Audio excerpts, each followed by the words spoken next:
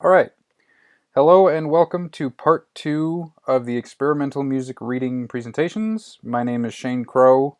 I will be going over A Sight Over Time and City Pieces. So starting with a little bit of what is most likely a review from the previous presentation, we're going to talk a little bit about the Seasons Vermont by Malcolm Goldstein. So the Seasons Vermont is not just about sonic characteristics of a space. It is about those characteristics throughout time and how they change. It features recordings specific to a site and specific to the seasons within the year, so fall, winter, spring, summer. And it begins to kind of consider that relationship that a viewer might have to space, to a space over time. There are three considerations when kind of approaching this, and that is how a piece is heard. So you have basically what technology is used to record a given piece or a setting, the perspective that can be kind of where within the piece somebody is, or the recorder is, the listener is. And the instructions. Does the listener have some sort of instructions from the artist or instructions from somebody else to approach the piece in a unique way? And then second consideration would be the intervals at which a piece is heard. And later on, this will kind of get into the relationship that a listener has with a piece. But essentially, this breaks down to the regularity that a person visits a place and the duration that they spend there. So is this person visiting maybe like once a month to have a picnic at a park, or is this a train station and they're visiting every single day except for the weekend? And also, how long is the person spending? Is it just kind of in transit that they visit this place, or are they actually hunkering down and spending a significant amount of time in the space? So then we're going to get into this next piece, which brings us into the speculation of historical sound. This is called Decomposing Landscape, and please excuse me if I mispronounce this, by Buddhaditya Chattopadhyay. I am so sorry. So this is basically what this piece is it explores the history of a borderland plateau called Tumbani, which is home to the Santhal tribe. And during World War II, British colonists built an air base there that was later abandoned. And in the 60s, there was a school for quote-unquote tribal development. Um, and the government began promoting this idea of a, quote, parallel community of elite culture, end quote, which we can kind of see in hindsight as an incredibly problematic statement and idea.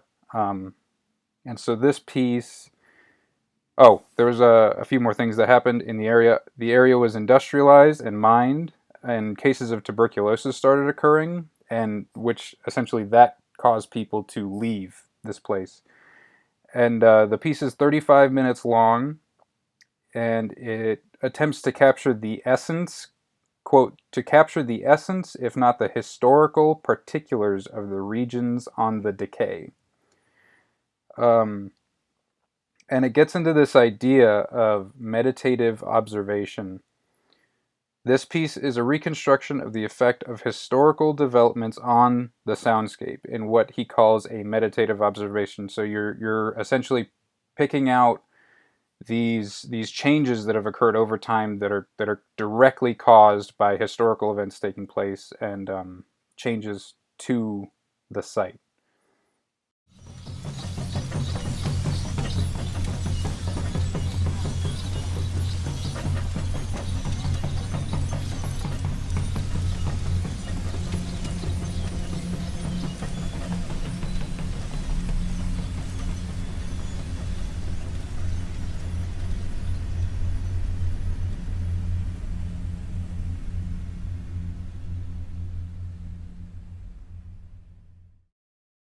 So the next sort of subject we'll be talking about is a methodical record of a site. With this, we're going to be talking about the piece 2005 Superscript 1. I apologize, I did not know how to do that in PowerPoint.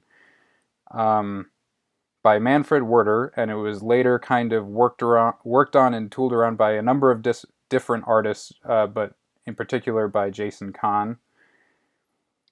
So it's a series of recordings by Manfred Werder, later worked on by Jason Kahn. It is the Limmat River in Zurich from September 1st through 30th in 2009. Werder prefers to think of, rather than to think of the people that he's recording in the space as performers, he refers to them as actualizers, or people who actualize rather than perform. This is because he sees the quote-unquote performers, but in his opinion, actualizers, as intrinsic to the piece and therefore not the creator of the situation. So because they are a part of it, they cannot be performing it. He bracketed off sort of specific low traffic hours to record, which is something that kind of gets brought up by other people later when talking about 2005 Superscript 1. He says, I'm not so much interested in discovering certain identities of a place, but more in sensing that I actually interact with its infinity. Which is sort of just a big, almost nebulous way of saying that the goal is less to pick things out, it's more to be a part of. Um, and then we have another quote. How could I work the performance space in the score, the performance space which had become so important, so present by the mere fact of a certain absence of produced sounds by the performers? And I was looking for something like a structural matter of fact rather than a prescription for action, something that could just be there and occurring regardless of any performance approach. So again, sort of driving home that point that you want to be part of it rather than curating or performing. So later on, Kahn works with Werder's score. The score directly says time, place, and sounds. So if that is to be, I'm not sure. I had a bit of a question about this. If score was to refer to it as like a musical piece, like a composition, and then that the score directly just says time, place, sounds as sort of a guideline for other people to approach projects like this. I wasn't really sure about that, so if somebody knows better, I would love to be informed. But basically, he starts with various sounds from Khan's perspective in a train station. So rather than the river, he has a somewhat busy train station. And he eventually noticed that people's routine and so this idea of people's routine starts to emphasize this idea that um, that a person's relationship to a place and those sounds within the space are something that affect how we perceive it, how we go about, like how we interact with it within it, and yeah. So then, moving on, Khan's subjectivity is still a bit in question as an actualizer, as he makes no sound but still follows the instructions of Werder. So he's essentially not attempting to impose his own uh, subjectivity on the space or the piece, but he is following instructions, so therefore has a bit of an innate bias, for lack of a better word.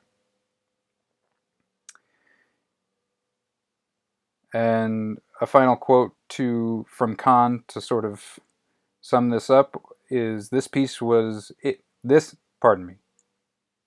This piece is beyond documentation, was purely about the experience of me being in a place for a certain period of time, and of others sharing this time and space with me.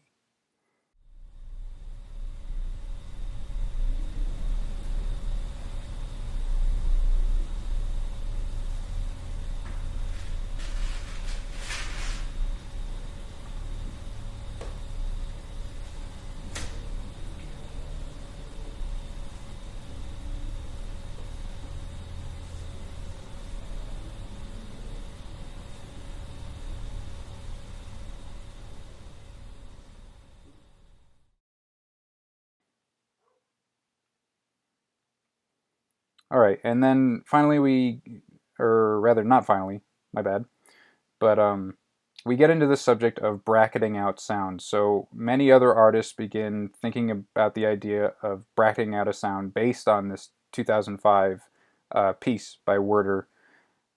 So a few people, just to go down the list, Go Li Kwang had a realization. They call these sort of little recordings that these other artists made. They call them realizations. And so Kwang's was mostly silence with some typing, and then that's followed by Taku Unami's is one single click surrounded by some time of silence. And so, in response to many of these realizations, Stefan Thut is quoted as saying, "The bracketed word in the score, Klang led me to question whether there is a possibility of bracketing out sounds in a given situation. I started by leaving my hometown and going to a place 1 kilometer away in order to establish a distance from the sounds of the afternoon's parade. Then, to further bracket out the sounds of the day, I applied equalizing around predominant frequencies to let them intermingle with the surroundings." So here we see sort of this idea of bracketing being approached in a number of different ways. The first of which would be sort of distancing yourself from a specific space, and bracketing out sound by essentially doing what would be kind of an old school mixing technique, which is distancing things differently from where the listener or the recording device is. So distance as a way of bracketing out sound, and then a technological approach, which is EQing out sound, taking out frequencies you don't want, things that you know that are just making things noisier.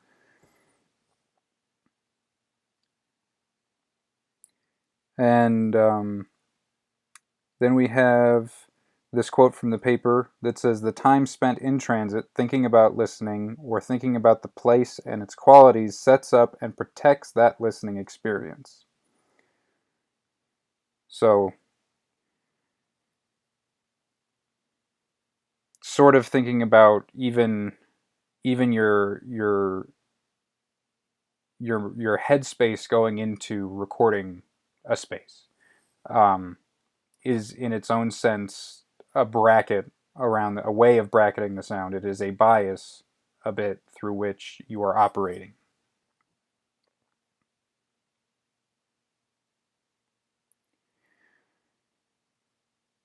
And so then we get into Max uh, Neu- Neuhaus, Max Neuhaus's Place series. Again, apologize for any mispronunciation. Um, the Place series being essentially sounds being incorporated within a number of different places, which sound natural and fit with the space, but are then subtly pulled out from under the space. So he brings up sort of this coffee grinder idea where you have a coffee grinder in a coffee shop going on, and everybody's talking, and suddenly it cuts off, and it feels like there's this moment of silence, but really it's just this kind of alteration in the sonic space.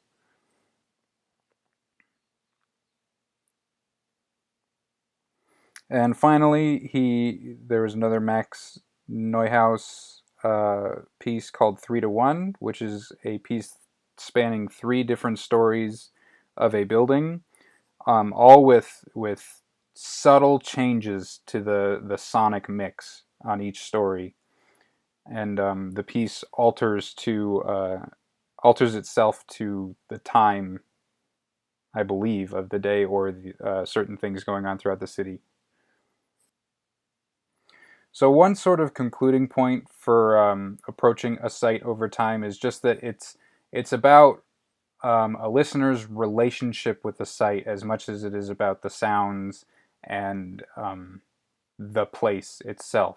It's talking about um, how people visit, with what regularity, what duration, how they get to know a site over time, and then the things that they perceive based on that relationship with the sonic palette of a space and the site itself. All right. And moving on to the next section, city pieces. So we've covered some of what is going to be covered in this section in previous classes, particularly the Times Square piece, but I'm going to go into some other ones that I picked out and thought were pretty interesting and worthy of note. So the first one would be City Concerts, and again, apologize for any mispronunciation, by Lawrence Barber. Um, so City Concerts is essentially, he uses church bells as a way to almost disrupt the sonic palette of a space, and he notices that people often, almost every time, will all pull their head up and notice that there's some great change, and then in everybody pulling their head up there is almost a sense of community, which is what we will get into big in this section. um, this reminded me a lot of the MU, where if like there are a bunch of students out there on any given day, obviously not now, but before this whole situation, if there are a number of students there on any given day, the church bells go off, and many, many, many people pull their head up from whatever they're doing or pull their headphones out of their ears. And then also, not to go too down the rabbit hole on the MU scenario, but to think about that relationship over time, bringing it back to the previous section of how you could go there on probably noon on, say, like a Tuesday or a Wednesday, and it's packed and there's a bunch of people, everybody's talking, there's laughter, there's skateboards, there's all these things, and then the bells come in and sort of support this already somewhat populated sonic space. And then you contrast that to a weekend where you come in and you hear the bells that are sort of, they have sort of silence supporting them at that point. There's like not very many people there. There's a little bit of shuffling, there's some wind, there's some birds, but there's not all that chatter, there's not all that talking. So yeah, just to kind of bring home that point one last time of the relationship of a listener and a space throughout time. Okay, and then the next one I wanted to talk about is Berliner Bahn Bells by Hans W. Koch. Again, apologize for any mispronunciation. So these bells resonate with the central railway station in Berlin and create sort of like a, I forget his quote, but he said it was almost like it realizes the sonic uh, palette of Berlin in a musical way. He was very much relating it to music. And next, and probably one of my favorite examples, is the Harmonic Bridge by Bill Fontana. So basically, what Fontana did here is he took accelerometers, which they simplify as vibration motors, which is a bit of an oversimplification, but it works. And he put them all over the Millennium Footbridge in London, and then ran those signals to Turbine Hall, a completely separate space, and played those sounds that he picked up from the resonance of people walking on the bridge. So essentially, the more people walking on the bridge, the more vibration this bridge has.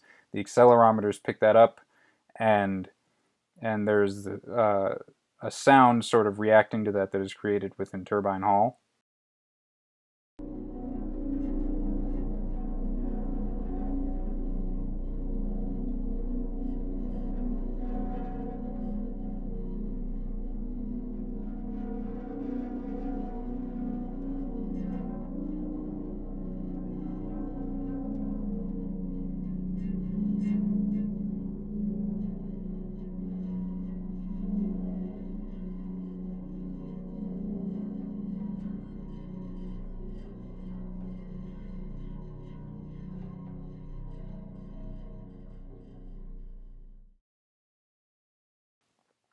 And what really is interesting about this piece is that it links two very separate sites. Um, it also creates sound sculptures Okay. I'm getting ahead of myself. So it creates a link between two separate sites, which we can also see in another um, Fontana piece, Sound Sculptures Through the Golden Gate. And he refers to it as a duet between the Golden Gate Bridge and Farallon Islands National Wildlife Refuge. And these places are 32 miles apart. And essentially, it's a similar situation where you have the bridge resonating and sound occurring over here. And I imagine there's some sounds from the wildlife refuge that are then sent to the bridge. So, like I mentioned again, they mentioned the Times Square piece and how that is um, really just a great execution of subtlety in a sound art piece, where this thing is in the middle of a median, so the most unsuspecting place for an art piece. It's concealed, but yet it kind of envelops everybody in the piece. And all of this to say that these specific pieces, because they generally involve a public space and many listeners, they bring the sense of community to sound listening and to sonic spaces. And it's something that's kind of a little bit interrelated to the first subject, which is the relationship over time. So people's routine, relationship with the space, and how that kind of relates to um, people experiencing things as a community. Because those pieces in the previous section were also being experienced a bit as a community, or performed rather, I guess, realized, actualized as a community. So, all interesting things. Um, I would love to hear y'all's thoughts on this, and I can't wait to hear them in class. Thank you so much. Bye bye.